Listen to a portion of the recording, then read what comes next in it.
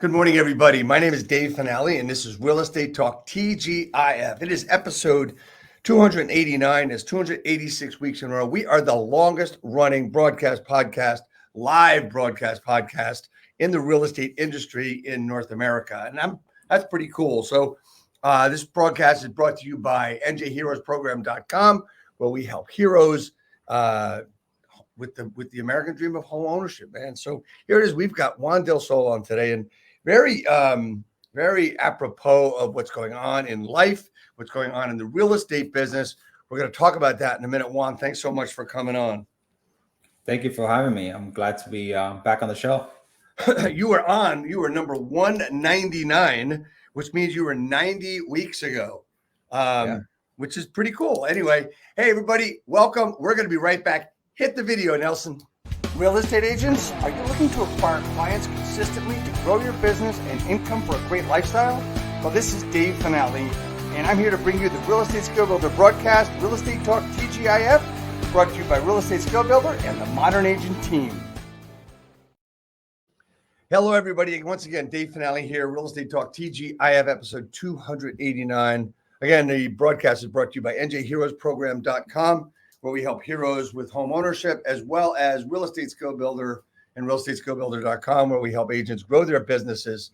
If you have any questions or would like to talk to me, go to talk2davef.com and set up a time to talk.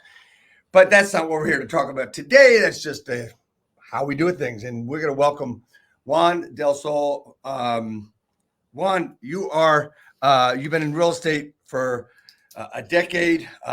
You got started for a lot of different reasons, and you're the founder and CEO of Multi-Clients List, right? It's a revolutionizing real estate transactions, innovative software, how agents can interact with clients, and offering a streamlined, secure method to create, store, and share buyers agreements, which is really apropos of what's going on in our real estate lives these days. But first, Juan, I got two things to ask you before we get into Multi-Clients List. The first question is, what does TGIF stand for? Thank God it's finale. Thank God it's finale. He got it. I mean, less than 10% get that answer correct. And I'm so glad you did, man. Juan, as I said, you were on episode 199, which is a long time ago, almost a couple of years ago. But I'm so glad you're here again, man. We're friends as well. We've known each other a number of years, and there's a lot that you've done in business. The other question I wanted to ask you before we get into the software is your story, your journey. I mean, a lot of people think that, the agents and the people that are successful, such as yourself, that I have on this broadcast, they automatically, they came into business and they were really successful and they didn't take any chances and the money started flowing. And for everyone that have had on this broadcast, even major coaches like John Cheplack and even Brad Inman, they all started with issues. They all started with, things didn't go properly. Talk to me about your business, how you got started, and how you are and why you are where you are. Thanks again for having me. This is a great show, and I'm always a fan. I started very simple when I bought my first home at age 22.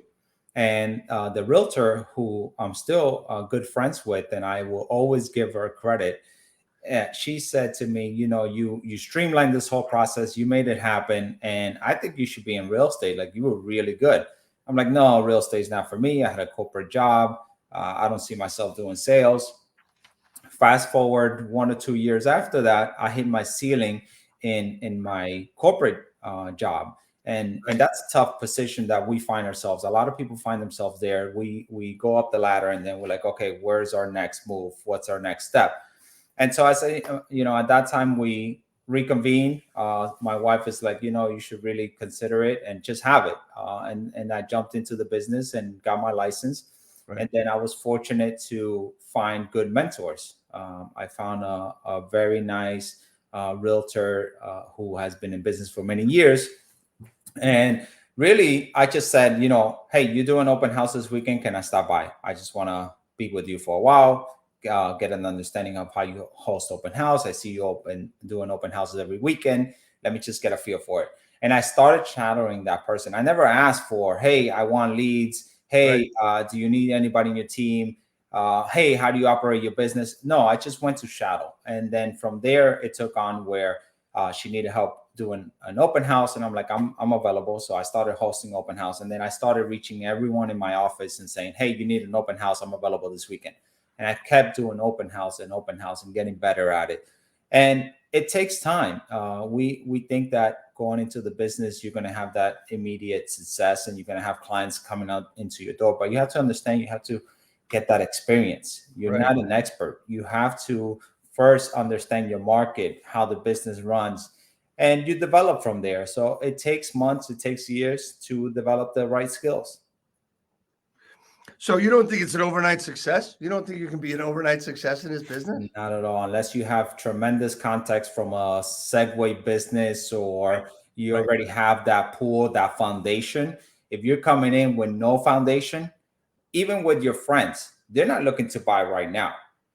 So you're planting those seeds, you're building those relationships. We're in the people business. So we have to nurture them, be there with them, and get involved. That's truly how you can grow in this business. And that doesn't happen overnight.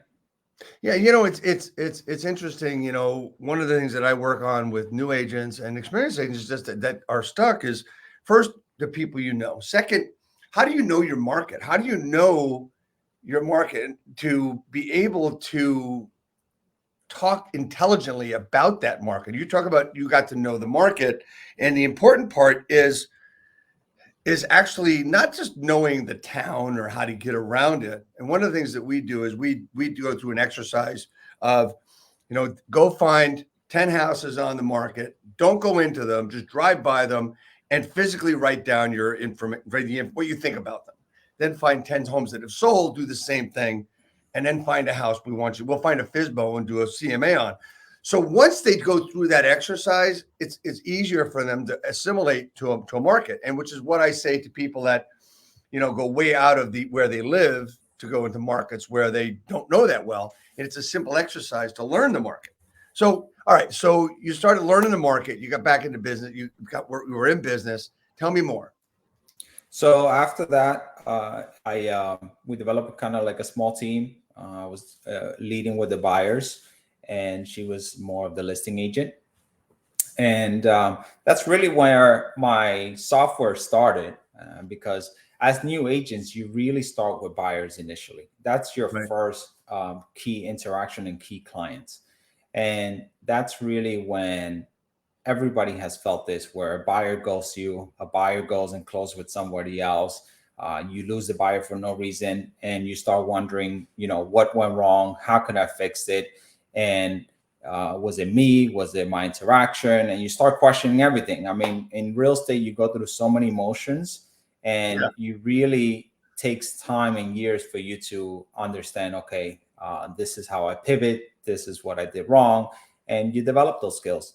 And so I built from there, and then I kept moving and doing different things. And eventually those buyers became sellers, and you keep building your pipeline.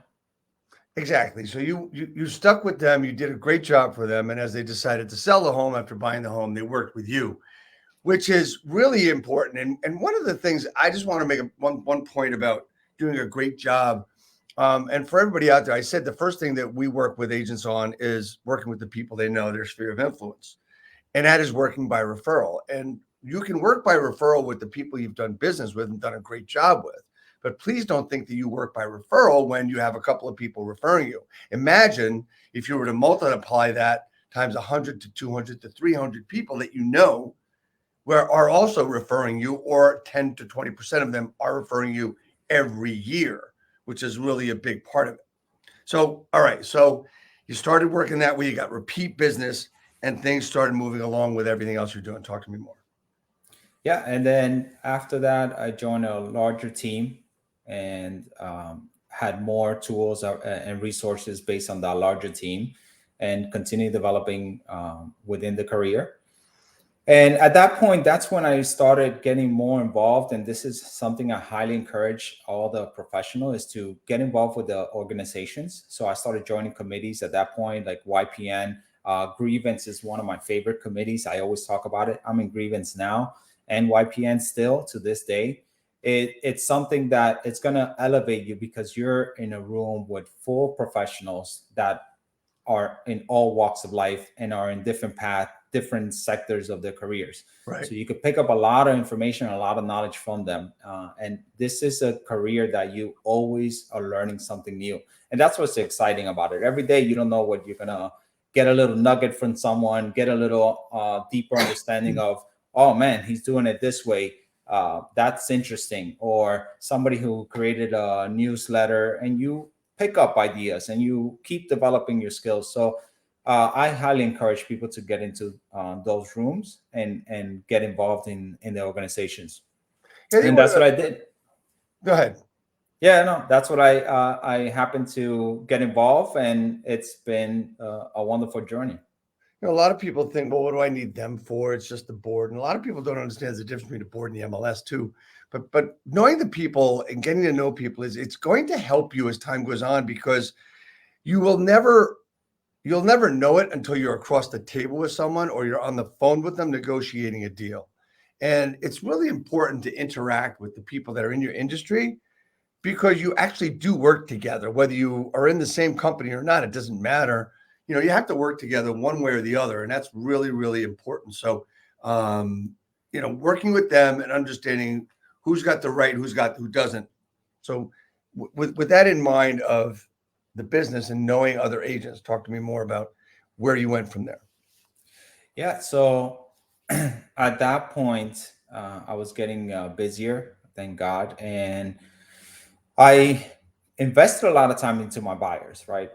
And that was key for my success in working with buyers. That was my main focus, and because I figured, okay, if I'm early in my career where it's hard for me to have a strong value proposition for getting a listing and going after selling a house, because I wanted to get it right from the day one. I didn't just want to go in there and say I'm an expert in this and that, and I could present your house, market your house. No, I never had listings, so I couldn't bring that out in me to be sitting across the table from a seller, potential seller, and say those words. And so I focus and continue to focus on buyers, and gave them a lot of my time and knowledge and expertise to get them to the closing table. My favorite part of the transaction is negotiating for them. I negotiated great deals for my clients. A lot of them were FHA and received seller concessions. And it was a great time because they were buying houses for very little money. And the money that they saved, I knew that they were secure in moving forward with that house, that there were never going to be late payments. I could honestly say I never had a client go into foreclosure from my list. And that's because we prepped them. We made sure that they were qualified besides what the lender is doing. I wanted to make sure that they kept as much money as possibly can to have that 6 months reserve in the bank. After that, it's just keeping in touch and making sure that they're good. And so that happened, that kept going. And I had a buyer who we were on and off for a year. And this is where the business gets tough, right? You're working with a buyer, you're counting on making that sale, and you gave it all. You were on and off showing properties. And it happened to one day I was here in Florida just doing the week. It wasn't even like a weekend trip. And I get a call. Hey, I like this house. I want to go see it. I'm like, perfect. I'm away right now, but we can go on Saturday. For sure, I'll schedule on Friday. I'm back Friday. We'll schedule it and go on Saturday. So I get back and I call them and they're like, oh no, we're under contract already. I'm like, what do you mean under contract, right? He's like, yeah, we went to an open house that they had on that day on Wednesday, and we put an offer and it got accepted and we're on the contract. So of course I quickly realized it wasn't an open house, it was a broker's open, and the transaction just flipped on me. And that happens more often than not. And that's what sparked the idea of, okay, how could I protect myself? Because I worked with this buyer for a long time. And once you look at your business and you realize, wait a minute, I spend a lot of hours, time away from my family, missing my kids' sports and seeing them growing up, putting miles on my car, making calls, making sure that we were looking at the right properties. And the funny thing about this is they never wanted to see properties in that town, which I knew that was going to be their home. I told them from day one, you live in this town. This is going to continue to be your town. You already love it. Why are you looking outside? But you follow the guidelines that they, wanted. And I showed them properties everywhere else.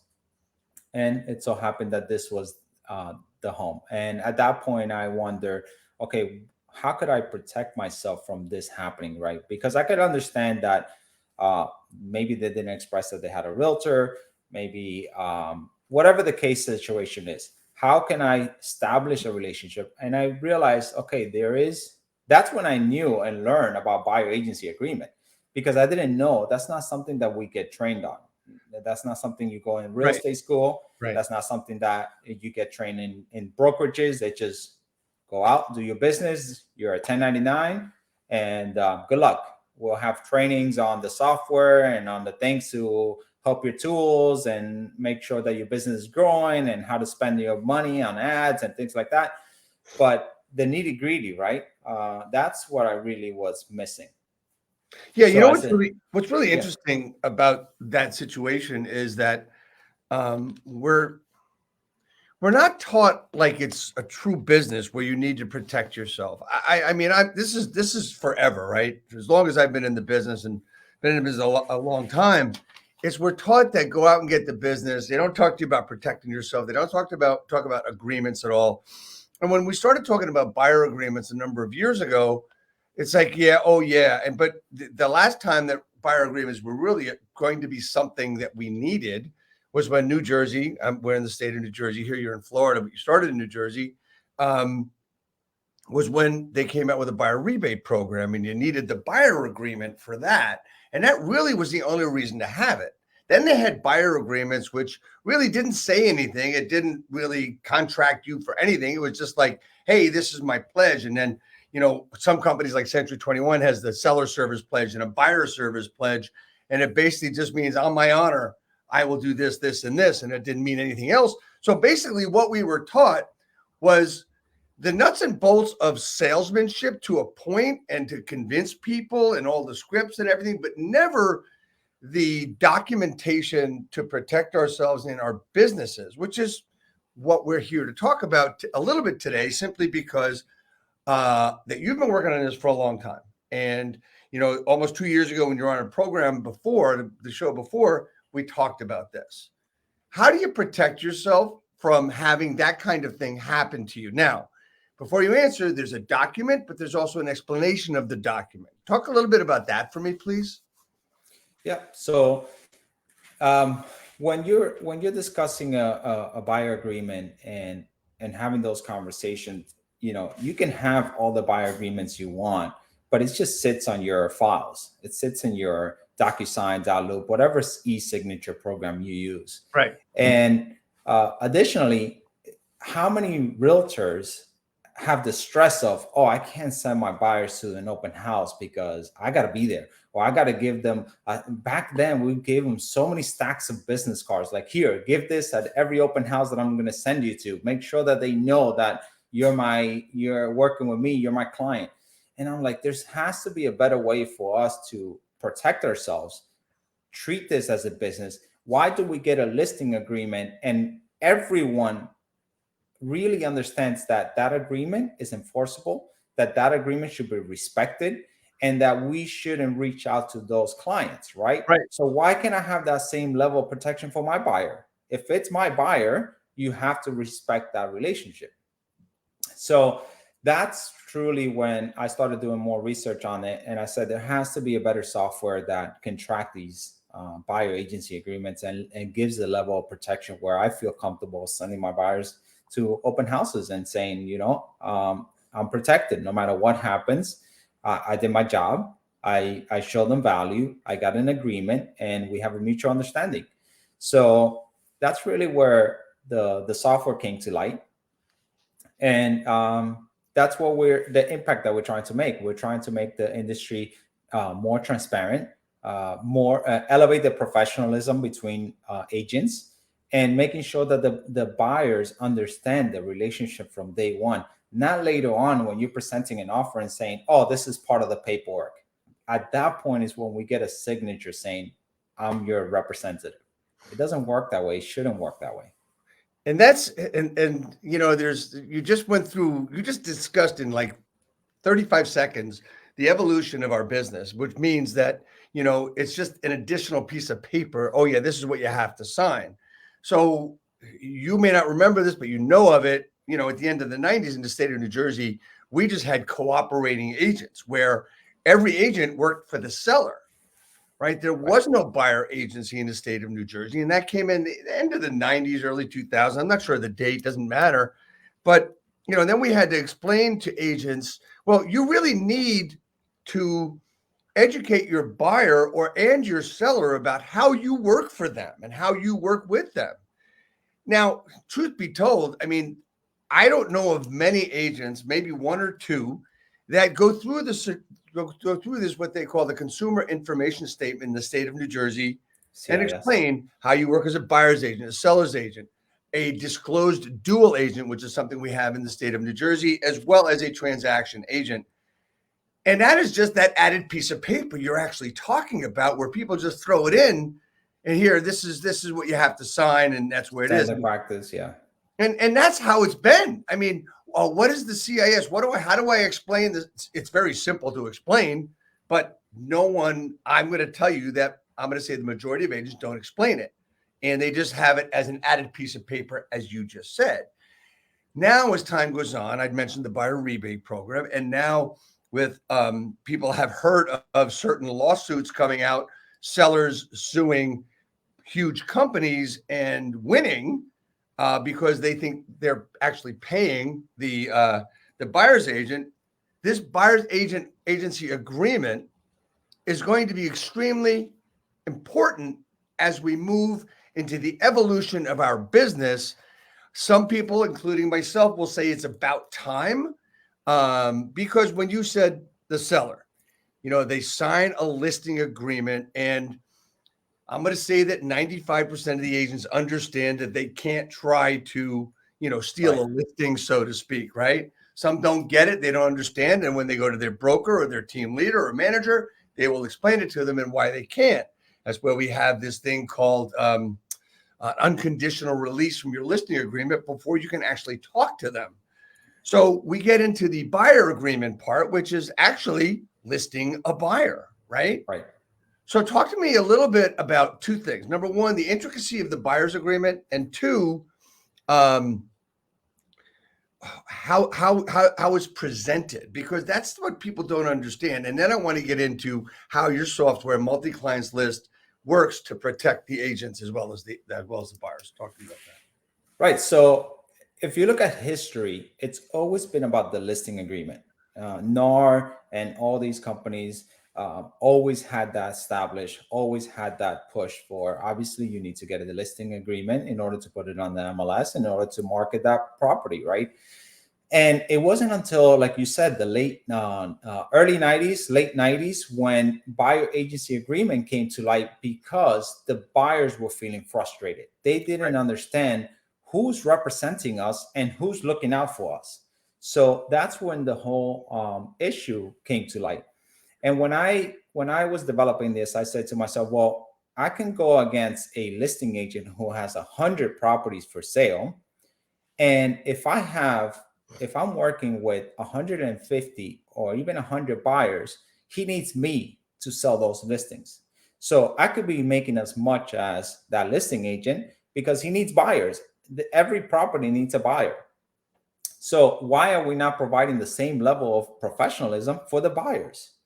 And so when I looked at the buyer agreement, so the audience have a deeper understanding, you can tailor it to whatever the need of the buyer is, whether it's one property that you show them, whether it's a type of property, residential, commercial, a multifamily, single family, you can tailor it. You could change the guidelines of the location base, the price wise. There's so much flexibility behind it. And it's just having that conversation with your client, right? Hey, I just want to see this one property. Sure, no problem. this is how I run my business. This is how I operate, because this is my business. Yeah, I mean, Right. that's really what you just said is important and what people are afraid to do. And I want to give another example. This is how I do my business. This is how our business runs, right? A lot of people, I tell the agents, make sure you tell people what your schedule is. You Right. know, this way I'm available 8 to 8, Monday through Friday. You know, this way you don't have to pick up the phone after 8 o'clock, or you Or don't, I feel mean, forced oh, to. I have to do that. Somebody calls me at 11, I'm picking up the phone. I say that that's bullshit, just like not telling people how you run your business with buyer agreements. Go ahead. Right. And so when you're presenting this or meeting a client, right, you're setting the expectation from day one, and you're saying, hey, this is how I treat my business. I am 100% committed to your success and making sure that we find the right property for your family. And so this is a standard practice that we use, which is a buyer agency agreement. It states our relationship. It means I'm going to do everything possible to negotiate, walk you through the process, and be there to represent you while we get into this transaction. That's a layer of protection that you're giving them, a layer of safety that they're seeing that, okay, this is a professional who how many times I get asked, like, I never heard of this buyer agency agreement, and Right. why do I have to sign this contract? Well, it's just a contract that establishes a relationship, because when I go to ask for a showing request, they're going to ask me for a pre-approval. But before they even ask me for a pre-approval, I'm going to tell that agent that I have an exclusive relationship with you. That means you're 100% committed to the process and serious in making a purchase. That's going to put me ahead of the curve when there's multiple offers, right? Not just, oh, I picked this lead from online and I'm just winging it and showing a property.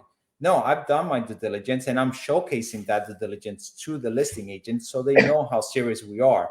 That way, no matter what showing I request, they're going to push forward to get me that showing. And so a lot of times we can win by just having that layer of representation and showcasing that and get in early. And when they present that to the seller, they're saying, well, this agent here, it's working and operating at this level. Here's what they brought to the table. It gives you an edge, something simple like that. So you're presenting that to the buyer. And the buyer, once you present it to the buyer in terms of, this is a benefit to you. Now, if you're not capable or want to sign, you know from day one where you stand with that buyer. So you know the risk. If you want to continue that relationship, you understand the risk. But if you have, it also changes your perspective of, if you have 10 buyers and only 3 sign an agreement, you know who's ready to be closed.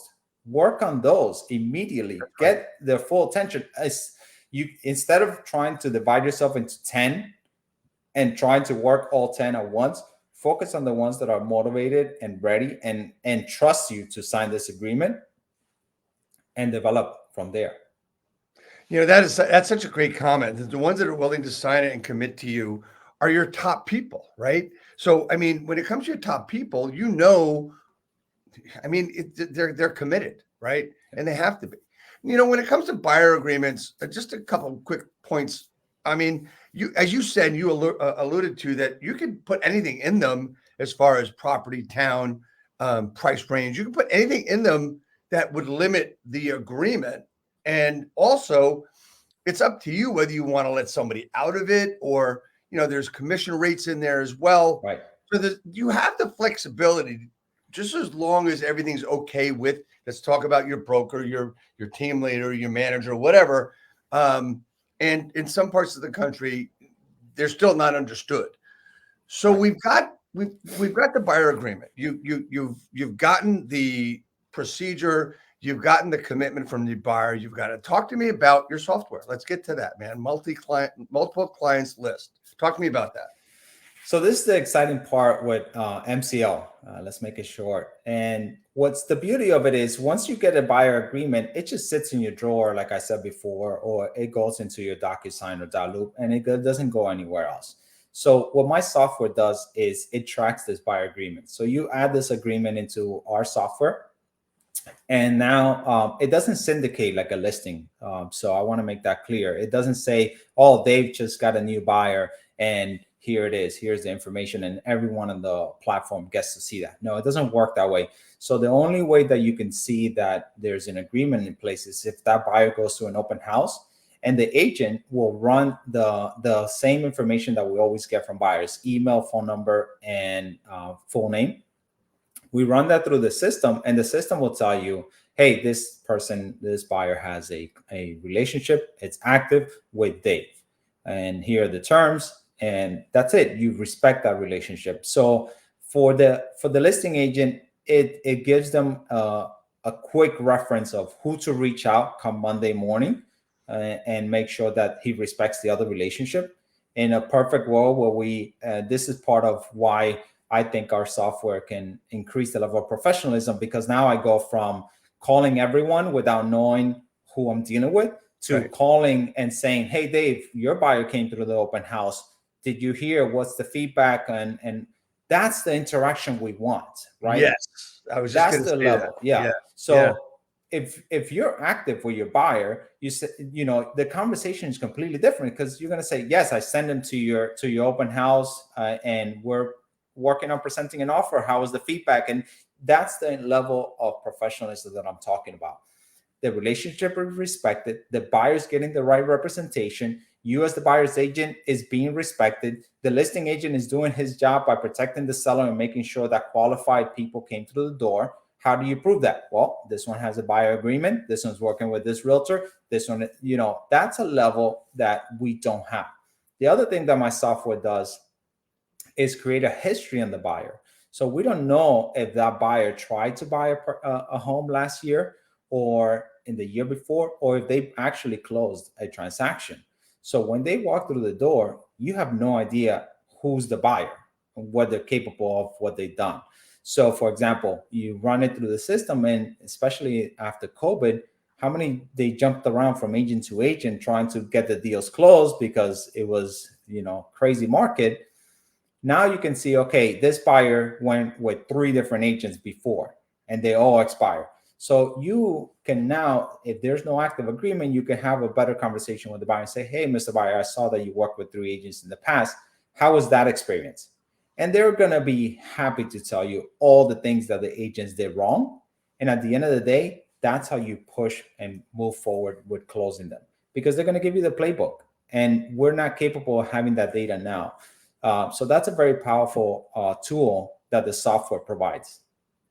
Yeah, I think one of the things is there's so many things here that is really cool about this, and how well it's been put together by you, is that we talked earlier about the interaction between you and your colleagues in the real estate business.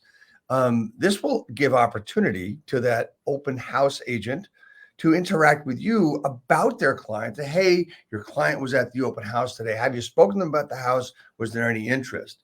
And it puts your professionalism up another notch, right? And I think that's really important today. So with multiple clients list, MCL, is it a database? How does an agent connect to it? What's the process of once you get that buyer agreement?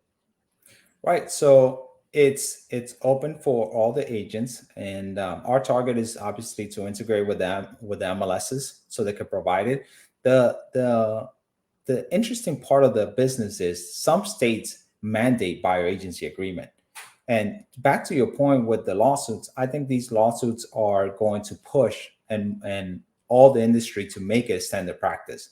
So I've been saying it for a long time that we should all practice using buyer agency agreement, but now you have to be prepared when they say we now have to use buyer agency agreement as standard practice.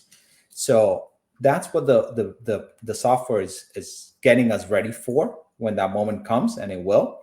And what it does is you go into the software, and once you have that signed agreement, and you upload it into the software as you would with a listing. You add all the data points, the terms, if there's a particular property address, then you put that. If there's a type of a location or budget, whatever the terms you dictated. If there's an extra fee for being represented by you, I know agents that charge a different fee because they have more value. That's how they run their business. Right. Everybody runs their business differently. And so you add it into the system, and the system will protect you, and it gives you such a level of security once you have an issue, right? Let's say your buyer goes and tries to work with another agent. Well, you have a clear picture of, not only did I get a buyer agency agreement, but I have it hosted on a third party website that we should all be using. It's not my fault that you didn't do your due diligence with a buyer.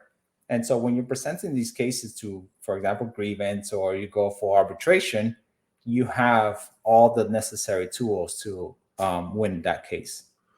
Yeah, I just want a lot of buyer agents to understand that, there's this thing we talk about, procuring cause, et cetera, et cetera.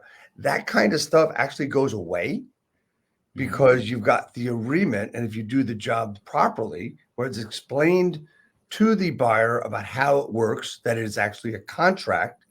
And when you get the guts to talk about the contract and the percentage that they're going to pay you, or whatever the commission's going to be that they will pay you, there's a lot of intricacies to that as well. Right. But when you explain the buyer agreement properly, I don't think I mean, correct me if I'm wrong, man, but I don't think we can have a procuring cause issue with that. Would you agree with that or no? 100%. At the end of the day, what the buyer's looking for is for that. Everyone is looking for that exclusivity, right? They want to make sure that I'm being taken care of. I'm being looked out. So when you're explaining the situation and you're saying, hey, this is the agreement, that means I'm there for you. I'm going to hold your hand through this whole process. I'm the one that is going to negotiate. I'm the one that is going to walk you through the inspection, all the hurdles in this transaction. That's ultimately what they're looking for. And they find that when you're capable of presenting that value and to the client and showing them this is what we're going to do, this is the process. And that's part of the buyer consultation, where you walk them through the whole process and make sure they understand. They're not leaving you, first of all. They're not going to even think about going with another agent. That's right. Because that's what they're looking for. They want somebody who's experienced, somebody who has their back, and somebody who's going to go and get them the deal done. And so when we talk about the software, it erases overall the level of professionalism between agents. Between agents and clients. And so that's ultimately why I created it, why I, put so many years into it, and making sure that we looked at all the perspectives, because at the end of the day, we just want to do business the right way. We want to do business with people that we love doing business with, and help our clients get into that home ownership, right? And Absolutely. So this is what will increase that, and interaction. Like I said, I love the fact that when you get into the different organizations, committees, and you get involved in your business, and you meet the same agents at the open house, and you interact with them at events and networking, once you close a deal with them, that's the true business. That's when you feel like I'm in the right space. I did the best I can for my buyers. I had a great interaction with the agents. I had a great interaction with the title agent, with the lawyer, with the inspector. That's what the business should be. It's not stressing of, oh man, that buyer went to an open house without me, or that buyer is not answering my emails, or that buyer is calling me at 11 p.m. I got to answer because I might lose that buyer. No, like you said, to your point. Yes. Keep that level of professionalism, set the expectation from day one, and you'll have a successful business. Yeah. And I want to put that another way, right? This takes a lot of the stress out of your buyer business, because you're not going to worry about what you just said. Oh, I got to pick up the phone. Now, I'm not saying don't be responsive and don't do that. But, look, I'm going to tell you, there's no reason to have a conversation with your client at 11 p.m. I'm sorry. That's a lot of crap. Oh, no, I got to pick up. That's how I do my business. Well, you're an idiot. Okay. You don't have to do your business that way. Here's the one thing I do know. Nobody ever died from a real estate transaction. Right. So it's not a matter of life or death. We're not doctors. We're not lawyers. Although, we all want to get paid like doctors, lawyers, and professional athletes. So let's be professional as they are and do the business this way. And this is a tool that's going to make your life easier. It's going to make, your life less hectic and less stressful. So what's the next step for you, Juan, when it comes to your software, multiple clients list for buyer agency agreements?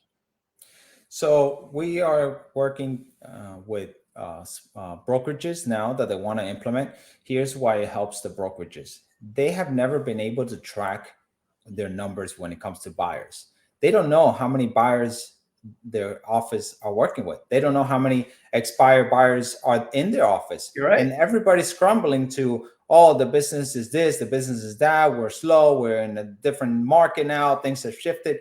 Have you looked at your pipeline? Have you looked at your past clients? Have you looked at anything besides the listings, right? And that was the key with creating the software is, wait a minute, we're missing these data points. Everybody's trying to collect the data, understand the data, see their numbers, and oh, how many listings we have, how many expires, how many pending, how many sold.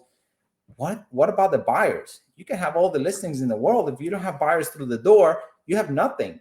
So the software tracks that. And now for brokerages that are coming to us, they're clearly seeing, okay, if whatever is happening in the industry, I just personally want to know how's my brokerage doing? What's the health of my brokerage when it comes to working with buyers? How are my agents doing?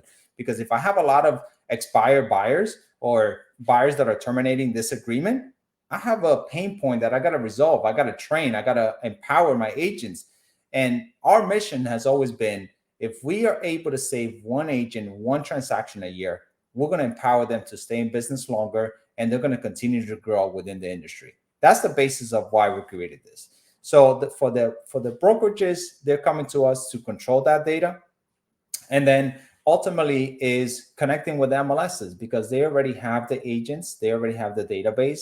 And it's just an easy transition to say, hey, this is a software that we believe in. This is the future. And we want to empower all our agents, all our members. And this is a huge member benefit because now we're elevating the industry together, right? So when there's a grievance case, like you said, arbitration, whatever the case may be, that's the first step they should look at is, did you have a buyer agency agreement? And did you protect yourself by adding into the software that we're providing for you? Because the MLSs provide a lot of tools and a lot of softwares. And I think this should be a crucial one that they should be adding. And then ultimately, the vision of the company is to be the software for everything buyer. So whether you're looking for buyer scripts, they're going to be there. You're looking to have your, so ultimately you can have your buyer presentation and walk through the whole buyer process within the software. So you can email the buyer presentation, you can have your consultation live, you could do everything that has to do with the buyer within the system and eventually end up with a buyer agency agreement signed, executed, and you continue doing your business. That's really the mission. So I want everybody to really understand what you just said is this is not only registering your buyer, because that's what it sounds like in the beginning. If you're not thinking, you're not looking into registering your buyer, which is a great thing, which is really important. But this is also a system will give you a process to your buyer presentation. You're setting up your buyer agency agreement to get it signed, etc. Because let's face it, one of the questions that I get as a team leader, as a coach, as a mentor, okay, what about my listing presentation? What do I have to do with that? What about my buyer presentation? What do I say? How do I do it? This is going to put, if I'm correct, this is going to put a process together for them to make it simple. Am I right? That's right. That's ultimately the goal, is to have the agents focus on what they do best. And what we do best is interacting with people, getting them ready to buy. We're there for them every step of the way. Why get bogged down by paperwork, agreements, and all these and other documents that we need to follow through? If we have it all streamlined within one software that you can just, prepare it, send it, get it signed, and everybody's in the clear, everybody's on the know, they understand the process, they understand what's behind that signature, right? And how the whole real estate transaction is going to run for them. Then there's not going to be, oh, you never said this, I needed to sign this at the beginning. Oh, this, why are you sending me this now? And we get that all the time. We do. So, all right. So you set up the process, and this is something that you've worked on for many years, and we've talked about it many times. Where do you believe, with everything that's been going on in our business over the past year, where do you believe this can take and help the agent? First of all, it's going to make it easier for us to conduct business professionally. And that's ultimately what everyone is looking for, really. The buyers want to make sure that they're being protected and looked for. The sellers are making sure that relationship are establishes and they're not just spending money and not getting anything in return. And so that's truly what this change is. It's unified, right? It doesn't make sense for some states to have mandated buyer agency agreement and a different practice in other states. They Right. have the same listing agreement, right? Everyone has to get a listing agreement. What's going on with the buyer side? And so this will help us get to that stage in our careers where it becomes standard practice and people will follow and use it. It's I've spoken with so many individuals and I love this when agents and say, "Oh, I've been doing business for 20 plus years and this has always been the case." Right. But why are you stopping the next generation from doing the business the right way? If you go based on trust and you that's the way you operate with your clients, okay, great. That's the way you manage your buyers. I'm sure you have lose plenty of buyers. And so, but don't be, holding back the next generation where they're going to say, well, we always use buyer agreements. That's always been the case since day one. And that's ultimately where we're trying to get the industry to, where this is a thing of the past and everybody uses buyer agreements like they would with a listing. And everyone forgets that this was even a discussion or these major lawsuits or these major hurdles in our industry. I was just thinking, in a funny way, you think about, you just said, this is how it should be. This is how it will be. If I mention something called a fax machine, you'll know what it is, but a lot of people won't, right? And they still exist today. And then there's this thing about texting. Hey, dude, 20 years ago, we didn't have that. Yes, we had email Right. 30 some years ago, right? And it was new, and in the 90s that was becoming real. And now it's just a matter of how we communicate. Now, it's made our lives, I'm going to say, a little bit better, a little bit worse. This product and this methodology is going to make your business much better. You're going to know your numbers, et cetera, et cetera. Juan, we've got your contact information on there. Your Instagram was at delsol.j, your email address, multipleclientslist.com, and your phone number up there. Is there anything else you wish to get your point across today here in this forum for everybody out there? For all my realtor friends and soon to be realtors, agents that are working on getting their license, focus on getting your buyer agency agreement, understanding it, focus on those contracts, making sure that you present yourself well, you educate the consumers, and when you're speaking with them, you showcase, your value, what you're going to do for them, how the process is going to run, and make sure that buyer agency agreement is part of that process, right? Don't think that, oh, they're never going to sign, or don't start questioning yourself before you even present it. If you present it in the right way and you'll get better at it, it's going to get signed and you're going to feel much better about operating your business and knowing where you are. You don't need to second guess yourself or stress about, oh, I don't know where my next commission is coming from or my next paycheck, because we're unemployed every single day. You would know the numbers every single time and you would see, okay, I have 5 active buyer agreements. Let's focus on closing those. And then I'll keep working on the other ones that I haven't been able to close. Keep your business up. It's a great time to be in the industry. Every struggle, change, major impact to the industry, it only gets us better and increases the level of professionalism. So for me, I'm excited for the future of the industry overall and how we have continued to evolve. And I'm happy that finally we have the spotlight on buyer agency agreement. As you know, I've been working on this for many years and the software and talking to agents and realtors and industry leaders about the importance of using buyer agency agreement. And the answer was always, we're not ready and nobody uses it. And that tone finally changed. So I'm excited to see that finally taking a shift in the right direction. Well, Juan, I want to thank you so much for being on the broadcast today. And quickly, next week, yeah, we're still here. It's another week, 290. We have Bob LaChance coming on, who is a founder and CEO of Riva Global. He's going to talk about building your business, how to get support, how to delegate. It's going to be a great session to go through it. Now, Juan, I got two things left. Again, your information is scrolling on the bottom as well as your Instagram. How do I help you grow your business? Well, first of all, is continue having shows like this and empowering other leaders and individuals that have a voice and want to be heard. I think you're doing a fantastic job in continuing this. It's a long track record, so keep it up. Thank you. Thank you. And, just like everything else, man, I try to be consistent with the broadcast and everything. And I think you may have lost your other hat when you're on 90 weeks ago, but, the new hat's coming toward you.